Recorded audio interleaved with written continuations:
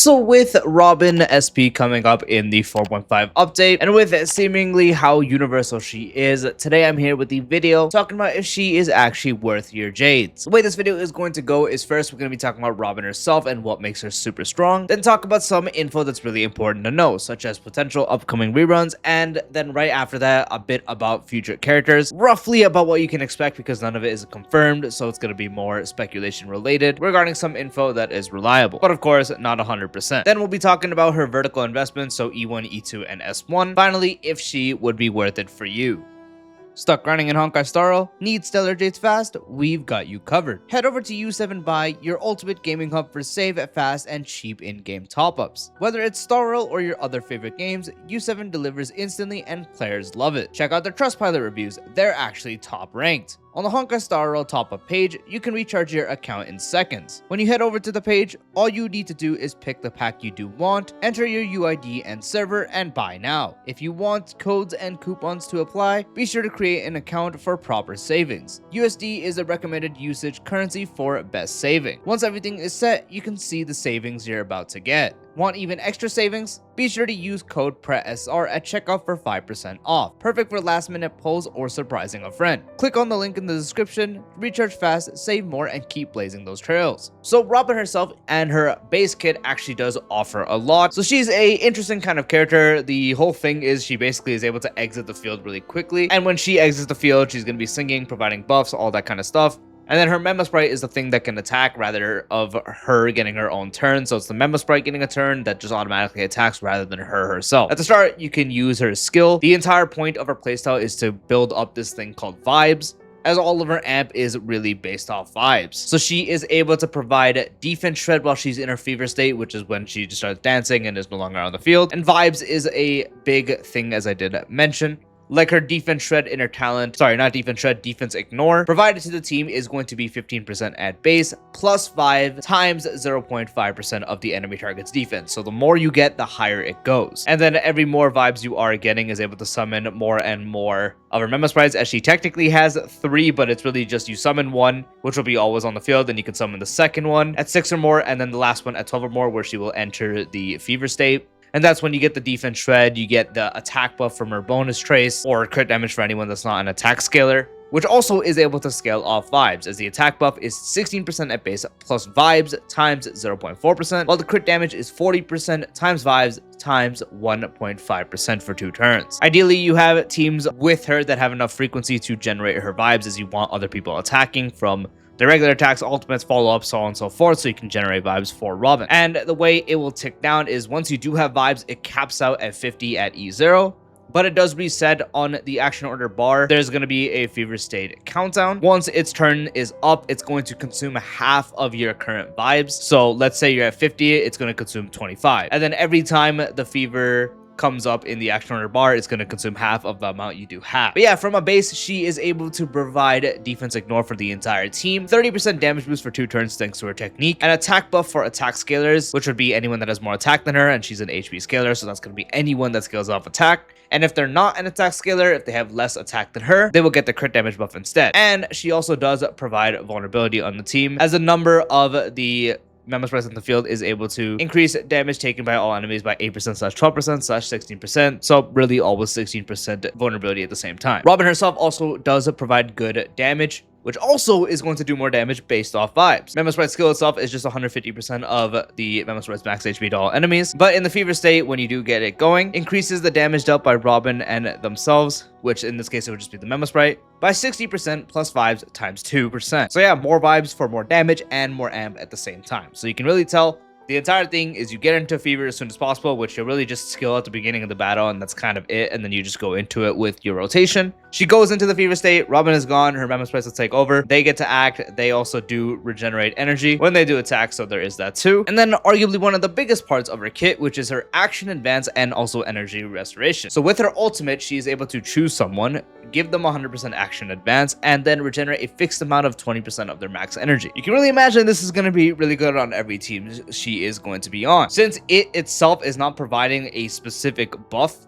besides the energy, if you're running her on a special energy team, for example, let's say your team is Castress, Evernight, Hyacinth, and then Robin. In this case, if you were to action advance Castress, it's not going to give her energy. So the better case here would be action advancing Evernight, because she also does good damage and can also benefit from the actual energy here to get more on her Darkest Riddle, and then her ultimates more back. So there's multiple ways to play it. Really, any team is going to benefit from it. But now, shifting away for Robin from a bit, reruns to consider. So I will say right now, this is going to be speculation side of things, because stream is roughly in a few days. That's when they will fully confirm who is rerunning, but we have a decent idea on who it is going to be. The one that I am practically sure is going to rerun is Asheville. Asheville not only is a really good Robin teammate, but also just really good in general. Now we know the entire Bladeville, or some people call it Ashblade. More people call it Ashblade, but I think Bladeville sounds cooler. Really good with Blade, hence the name. So that's going to be a really good teammate. Really good with Robin. You can form a team with Bladeville and Robin. But in general, people are going to want him for sustain this Acheron setups, just a good main DPS on his own, for Blade especially. It's proven that he actually has really good value and really just was the underdog of 4.x, at least so far. On the bright side, when it comes to Asheville, he's actually quite a cheap pickup.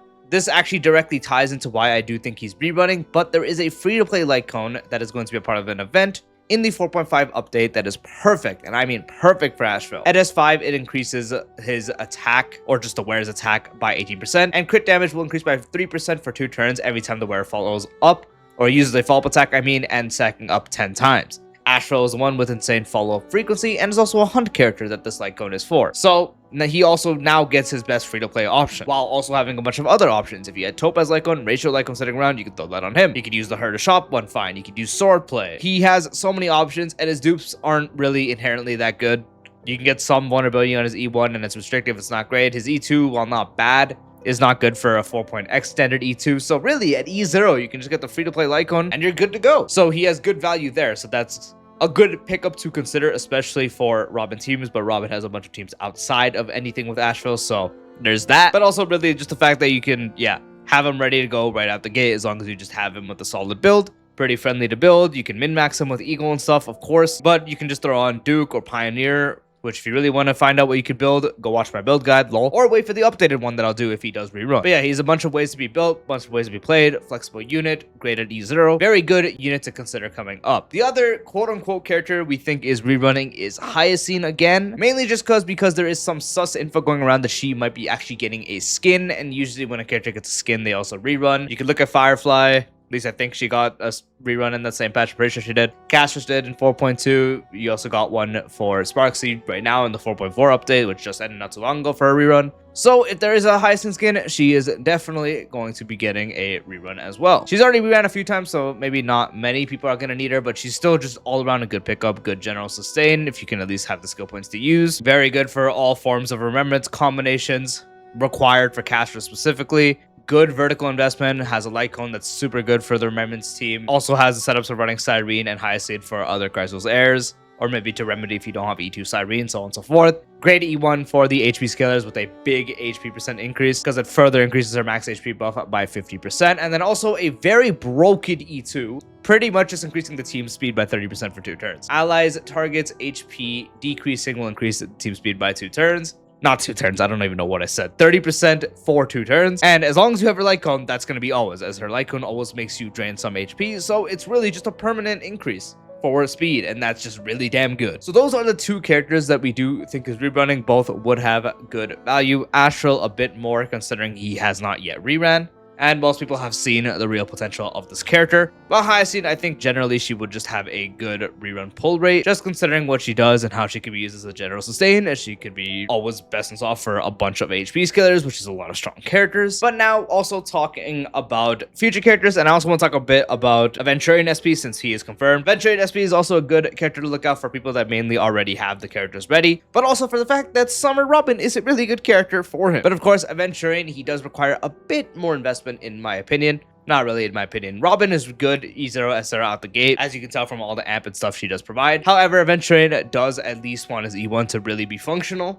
So if you are tight on pulls, I highly recommend planning it out if you were planning on getting both of them. I don't necessarily recommend adventuring too much without his E1. So if you are looking into the adventuring SP, I highly recommend planning to get at least E1 on him, especially if you're big on using him mostly. Maybe even want to get the Robin SP for him. As I mentioned, she is really good for him. Although there are some team iterations where adventuring doesn't need to use her, so that's also a thing to consider. And then the other thing I want to consider is the potential of the Elation Sustain in 4.6, which as I'm releasing this video, there is probably a little over 12 hours until the actual drip market, so we can see. But the chances of it being Pearl is very high, and it is most likely that she's going to be the Elation Sustain that we've been looking for. We don't know how she's going to work properly, if she's going to tie more into Silver Wolf, or she's going to tie more into Evanescia, or hell, even tie more into Aventuring, or work for all of them greatly, because we'll just have to see. But it is mostly known that she is going to be a sustainer, which we haven't gotten a sustain since Permancetary Dawning, which with this update, it would be a year pretty much. So that in general is going to be a high demand. And then for a team like Elation, where they're really just kind of running full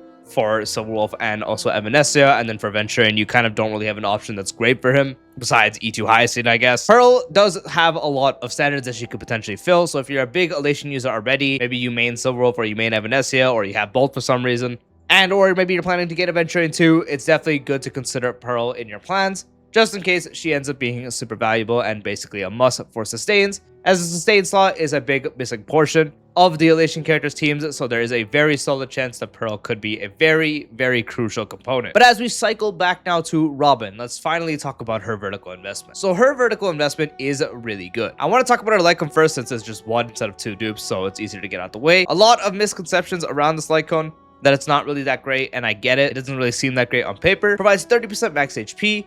Rare using ultimate gives a skill point to the team. Entering combat advances the wearer's action by 30% and grants the wearer new melody for 2 turns. The wearer having new melody will increase the team speed by 20%. A lot of people are under the assumption that this is only for the first 2 turns. But you need to remember how Robin works. This Lightcone gives that 20% speed buff to the team when the wearer has new melody for that 2 turns. Remember that Robin leaves the field. Because of that, it's not going to be her taking her turn, so new melody doesn't actually expire. I can't even talk today. Expire. So really, it's a 20% speed increase for really the entire battle, as long as Robin doesn't have a case where she starts taking her own turn again. So it's 30% max HP to Robin, which is good for her damage. Skill point, which can matter or not depending on the team. 30% action advance for Robin at the start of battle, which is really good for AV saving, by the way, and getting her set up. Pair that with Von Walk, that's a 70% by itself, and then remember, her technique gives 20%, so that's 90% at the start of battle. You're barely consuming every bit of AV you can. You're just going into battle with like basically none consumed, and then a basically permanent 20% speed on top of that. That's really damn good. And on a lot of our team iterations, maybe the main DPS is not going to benefit from it too much, but there's usually some characters on the side that are going to benefit from it a lot. For example, let's use an Anoxa team for an example. Let's say Anoxa, Robin, Cyrene, Permancetary Dawning. Anoxa gets really nothing from it because Cyrene's action advance is going to be a source of damage. You know who loves that speed though? Cyrene especially, and also Permancetary Dawning, as he gets to act more. On the Remembrance team, if you're running, let's say, main DPS Evernight, so Evernight, Hyacinth, Robin, and Cyrene. Evernight might not like it too much, but it still can get her to act quicker, so there's that. Cyrene loves it, Hyacinth loves it. There's a lot of iterations where someone is going to love the speed. The Lightcone is a lot better than you think. But then we wrote back to vertical investment on her E1 and E2. So her E1 is also really good, as it makes her Memo Sprites record 100% of the non-true damage dealt by allied targets. The Memo Sprite being used, the Memo Sprite skill additionally will do true damage equal to 11% of the total recorded damage plus current vibe points times 0.1% to the enemy target with the highest HP, then clears 50% of the recorded value. So this scales tremendously depending on how good your own team is. If you're doing a lot of damage, the person with the highest HP is going to take a bunch of damage more than you wouldn't use. So it's a lot of extra damage, and this is going to skyrocket her damage potential as long as the team you're using is doing good damage. So all enemies in the field are going to be taking solid damage. Since Robin is AoE buffer, she's buffing herself. If you have other AoE buffers, it does even more. And then the highest HP enemy is going to take that much more. And then her absolutely broken E2 increases all type res pen, but for the team by 18%. Robin's max vibes increase by 20. First time an ally target uses an ability that causes Robin to gain vibes within any target's turn, she will gain an additional 2 points.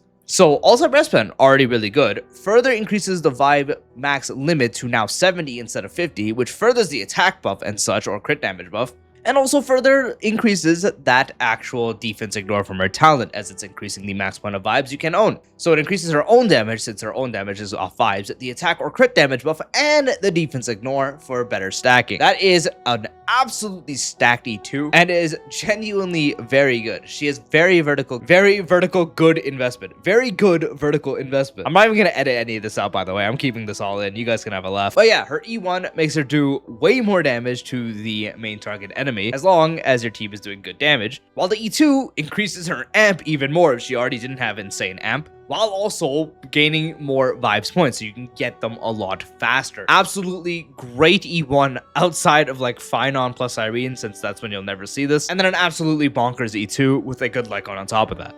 But now, finally, is Robin worth it for you? I'm gonna flat out say it, I don't really think there's an account that wouldn't benefit from Robin. She basically is the next generalist installment with M-Blade. You can pair her with M-Blade for insane results. You can use them on separate teams. She is just really as universal as M-Blade, to be honest. Any team you can really put M-Blade on, she can also technically go on. She's insanely good for the King's comps, so Gilgamesh and Saber. Really good for Phynon. Really good for Anoxa. Really good for Aglia. Really insane for Bladeville, like really insane. Very, very damn good for Aventurine. Fantastic in sustain slots, so making the team sustainless is what I mean. Can be used with Dot, can be used with Elation. Only time you really wouldn't use her is, I guess, like Break. That's kind of it. It's really just Break. Every other team can really use her. You can straight up use her to replace like EMC on the Elation team. As I mentioned, sustain the slots with Dot, Phynon teams, Anoxa teams, all the characters I mentioned. She really just goes everywhere. There really isn't a single iteration where you wouldn't want to pull her. Just that E0S0, she has a lot of value. From the defense ignore that she provides in her talent, to her own damage potential, the action advance, the fixed energy, the bit of damage percent from her technique, the attack or crit damage buff, and then also a bunch of stuff in vertical if you do go for that. It is absolutely insane. So I'm gonna be honest, this part might be a bit short because there really just isn't an account that I wouldn't recommend pulling her unless you just somehow only have Break and you for some reason will just clear with Break for the rest of the time and nothing else. And I quite literally mean you have one team of Break. Every other team really has it. Like, of course, in a bit, maybe like Elation will have a more set in stone team without her. Right now, it's seeming like she can really just go in there and be really good. The teams I mentioned have her as the upgrade option. And she just has so many team ideas, as you can tell from the ones I mentioned, that she really just is such a valuable pickup. So there's really, in no case, I would say no. I highly recommend her, at least E0, S0 if you can. She will be a very, very good value pickup. If you can invest to her, even better, as really all her options are pretty good. S1 is good, E1 is good, E2 is bonkers. Personally, I would go for E1, then E2, then S1, even though I do value that Lightcone a lot, just because the extra damage at E1 is insane. The extra amp at E2 and then everything it does provide for more vibes increases absolutely bonkers. Finally, the Lightcone itself is good for the reasons I did mention, but alas, the E1 and E2 together is so stacked, especially the E2. So yeah, there really isn't a case I wouldn't recommend her. At E0S0, she is so good. If you can get investment, then that much better. But that is the video. That is if Robin is worth their Jades, which the TLDR, you can tell yes. I do hope you found this video helpful. If you did, drop a like, it would be greatly appreciated. If you're new to the channel or haven't done so already, be sure to subscribe and turn on the bell for future videos like this along with all the types of style content. I'll see you later. Peace out.